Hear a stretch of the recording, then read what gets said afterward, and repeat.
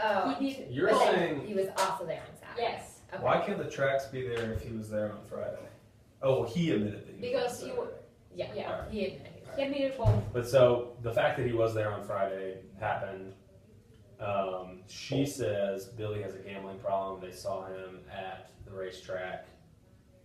She leaves that open ended. Because he actually said, yeah, we didn't have this interview. And that he plays poker with some guys. And essentially she just says she knows he has a gambling problem. But like he's not in debt. He just does. He'll come and ask for an advance on like mowing the lawn the next day. Right. And then also, this might be an important detail. She says that Ed Sullivan has a hearing problem, and that usually while he's working, he doesn't wear his hearing aid. Don't you feel they all are covering each other? That's why I felt like everyone was. Yeah, but I don't think they have a reason to cover each other. Like, I don't think Billy has a motive. Except that he wanted money. For me, Billy Because stole the wallet. $50? Did you guys have the whole thing about like the wallet and the detective saying Oh yeah. the wallet wasn't on him, and then Marion saying usually he takes his wallet with no less than, or like with $50 in Do you it. have the interview with Dave? I just don't think Who's the motive's there. The guy that found the wallet. Oh no! You were just explaining all your interviews.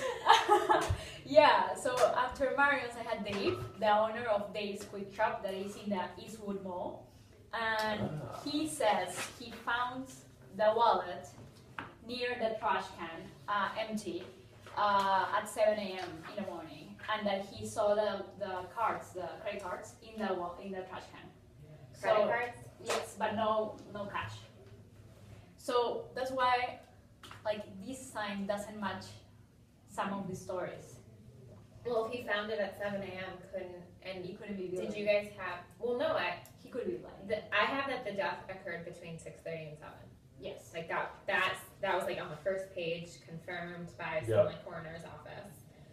So couldn't he have gone there and done that, and then driven up to the Eastwood Mall and dropped the wallet at 7 a.m.? Who, Billy? Billy. Yeah, so the only ones that had a car, Wait, what time did you find the wallet again? 7. So the only ones that had a car were Mickey and Billy. And also he mentioned that the car was quiet. Whose car? The car that dropped the wallet, because he was already there. Oh, he and saw someone drop the wallet off. No, but he didn't hear anything like any car like super loud. He heard like some cars going through, but like expensive cars, not like cheap cars that makes a lot of noise. Okay. So yeah, So it wasn't Billy that dropped the wallet, would be the inference from that. Wait, why is Yeah. that? Because Because Billy has the loud muffler. yeah. So in that sense, it should be Mickey. Or Marion, whose entire story is. But Marion, Wait, are we allowed to tell each other what we wrote on that blue paper? Yeah. Oh, okay. I don't see why not. But I don't think it matters. Because, like, We have different I have yeah, totally I'm just new wondering where information. yeah. I'm just wondering where people's heads are at. Right now, I Yeah, think I mean, it's Mickey because Is like, that Mario also what didn't you leave wrote the down on house. paper? No, Okay, that holds more water. Wait, Malone? How do you know that she didn't leave the house? no, we don't know. Who, Marion? Can I tell you my information about Mickey? Yes. Okay. Because, oh, sorry. Just to add, and he also said it was not a truck. So like Marion has 2 cars, right? The truck and the car, and he was gonna take the car. Who was going to take the car? Both. I don't know. Like yeah. Okay, so I had an interview at the coffee shop. Okay. So it said that Malone got to the. So did you guys have the interview with Malone that said he was driving to Crestview? Yeah. And then Yep. he I got all decided that this stuff. is stupid. Yes. Turned around, stopped at a coffee shop, and then went to the golf course and arrived around 7. And in his interview, he said he left his house around 6:20, 6:30. Yes. Do you guys have that? Uh-huh. And then he No, he said left between 6:20 and 6:30. he was in the coffee shop at 6:20, 6:30. No.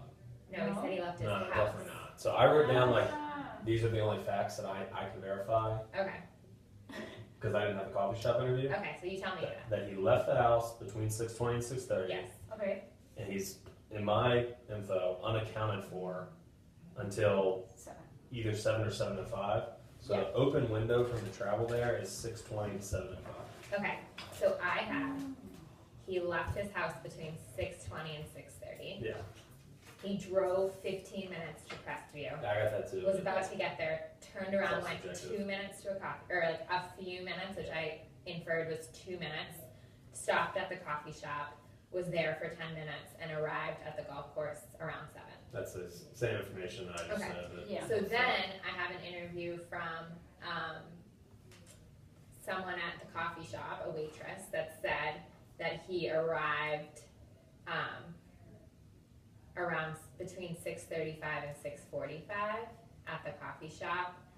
He was in a rush. He was there for maybe 10 to 15 minutes. He didn't even wait for the bill. He tipped a lot of money, and then he left. And I like wrote this down. So I was like, okay, if he left his house at 6:20, he would have gotten to the Crestview at 6:35.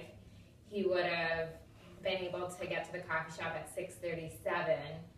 He would have stayed there for 10 minutes, 6:47, and then it was 8 minutes to the golf course. Yeah. So he could have gotten to the golf course between 6:55 and 7:05. So like it checked out Yes. that. Granted, I don't know if there's like something that he could have killed. And the What's coffee his shop, name? Bob. And the coffee shop Yeah. is just in front of the Eastwood Mall where the wallet was found. Wait, how do you know that? Because I wrote down that it was in 160th Street, so it's here. yeah, so the coffee shop's right here. Okay. Ooh, this is tricky because He's the one. he was at the coffee shop, and I guess the way I read it, I didn't write him down as being the person because I was like, it seemed his story seemed to check out that he went 15 minutes, turned around, went to the coffee shop, was there for 10 minutes. But like, I don't know how long it takes to use the crowbar to kill someone. Had that only take 5? There's like 10-minute windows that it Oh, I could have think gone either way. I don't think he's there very long. If he's the murderer, Mhm. I think he like walks up the back steps. This guy comes out. He hits him with a crowbar. He leaves. Like Yeah. 5 minutes. I mean, max. I guess it could be, but like his story does check out. Does it With, check out with another 5 minutes in it. I mean, Or- there's leeway of 10 minutes. Yeah, Yeah, then I think he's still on the table, according to his story. Well, so he arrived between 6:35 and 6:45. So let's say 6:45, because that would mean he leaves. It takes him 20 minutes to get to Mr. Guion's house, right? Yeah, it sounded like it was going to take 15 minutes to get there, and right when he was almost there, he turned. Like, it sounds like he was coming down this highway. I think he was going up here, and he got to here and stopped. So let's call it another 5 minutes right there. Yes. Yeah. Right. So he leaves at 6:20. Mm-hmm. Takes him 20 minutes to get there at 6:40. Mm-hmm. Ooh, yeah, that makes it pretty tight if he's gonna have to get to the coffee shop at 6:45.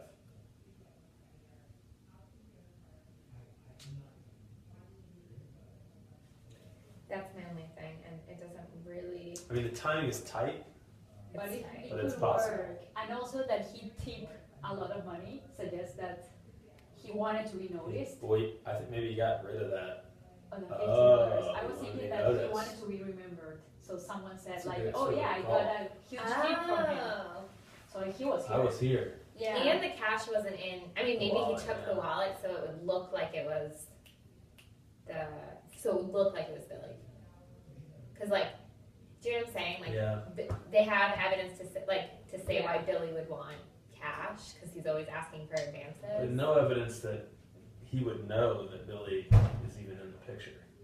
Okay, fine. Okay, but you're saying he tipped to be remembered. That's a good point. I think you could make an argument that he took the wallet to make people think it was just a regular robbery. Exactly. Yeah.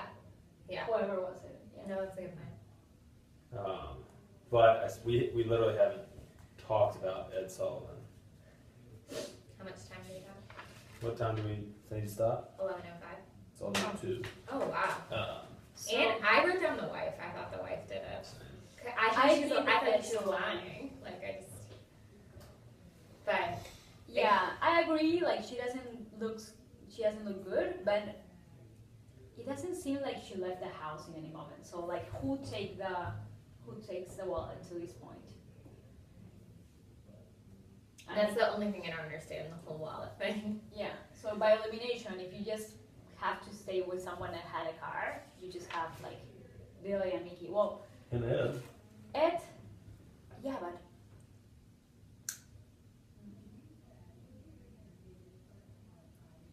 What you said we didn't talk about Ed? Is there anything that makes you think that it could be Ed? I thought it was Ed Why? because of the daughter. So like, if you find out about your daughter having an affair with your boss and yeah, everything, you definitely have has like a big motive. Yeah. And this just happened. Didn't he claim he didn't know why his daughter? Yeah, but he could be lying. He could be lying. What time did Billy get there in the morning? At 6. So for Ed to have done it, Billy would have had to get there at 6. How long was he there? But Billy got there at 8. Billy, According to so, him. okay, Billy got there at 8. Yeah. So Billy would have, in order to touch the crowbar, it would to have had to happen after the murder occurred. Yeah, but that's the other thing that. If Billy got there at 8, he's absolved. Wasn't his car heard at 7? What time did Billy arrive? Oh yeah, Eddie says that he heard his car at 7, Billy's car, but Billy says that he got there at 8. So And Eddie's he got lying there at as 8 well. and touched the crowbar? Yeah, and then Eddie removed the crowbar and left it in the bushes. Do you have the information? Mm-mm. So yeah, they found, They found the crowbar? yeah, in the bushes. Obviously, it's the fingerprints. Yeah. Yes, with Billy's fingerprints, but maybe that was a setup from Eddie. Like How do he you know wanted that to Eddie touch put him in it the bushes? because he was the only one there.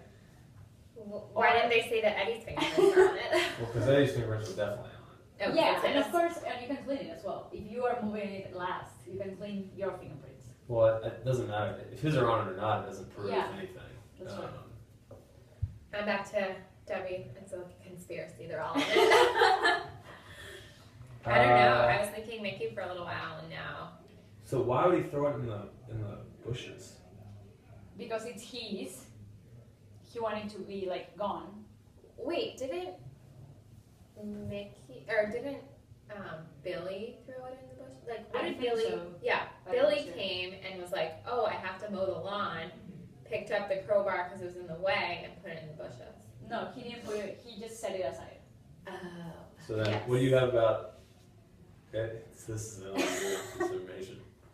But I don't have much because it was like one real small comment. I just remember it was found in the bushes with Billy's fingerprints on it. Also, there's just like this conflict of timing between the wife and Eddie. Did you guys have that? Like Yeah. the wife said that like Eddie didn't knock on the door until like 10:30. 11.